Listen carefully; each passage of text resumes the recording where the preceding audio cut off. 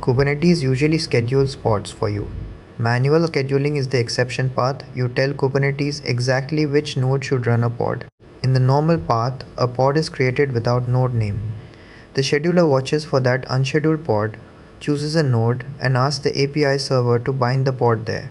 Important behind the scenes detail: after the scheduler selects a node, it submits a v1 binding request for that pod.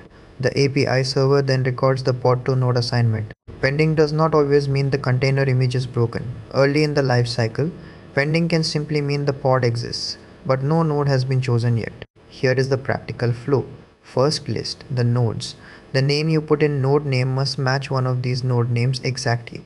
Choose a real ready node from that output, for example worker-1. Manual scheduling is direct. You are not asking for a label, you are naming the node itself. Before you pick the node, inspect it. Check that it is ready and look at allocatable CPU, memory and taints, because you are bypassing the scheduler's normal filter and score checks. Now put that exact node name into the pod YAML.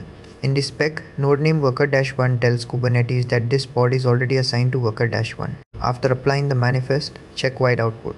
The node column is the proof that Kubernetes recorded the placement on worker-1. Because you are writing the placement yourself, the node name has to be exact. If you type a node name that does not exist, the scheduler will not rescue that pod. Because the pod already has a node assignment, the default scheduler does not need to choose a node. The kubelet on that node is the component that sees and runs it. Another manual path is using the same binding mechanism schedulers use. The pod starts without node name, then a binding request connects that pod to a node. For a binding demo, first create a pod without node name and give it a scheduler name that no running scheduler uses. That keeps the pod unbound long enough for you to bind it manually. The binding body points at the target node. The important part is target, API, version v1, kind node and name worker-1. The API endpoint is the pod's binding subresource. Conceptually, the request is post this binding body to the nginx pod's binding endpoint and the API server records the assignment. After the binding is accepted, check white output again. The pod now has a node even though node name was not written in the original pod manifest.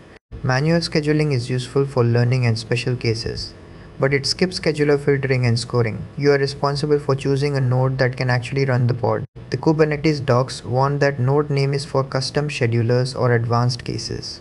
In normal workloads, node selector or node affinity usually gives you control while still letting the scheduler make the final placement decision. If you manually choose a node without enough resources or a node with the wrong runtime conditions, the pod can still fail after assignment. Placement is not the same as successful startup. When you are teaching or troubleshooting this, keep coming back to white output. It connects the YAML field to the actual node shown by Kubernetes. If the pod does not run, describe it. Events tell you whether the issue is image pull, resources, volume mount, kubelet admission or something else after placement. In real clusters, manual scheduling is uncommon. Use it to understand placement mechanics for control lab tasks or for special recovery situations where you really mean one exact node. The mental model, normal scheduling asks Kubernetes to choose. Manual scheduling writes the choice yourself, either with node name or with a binding.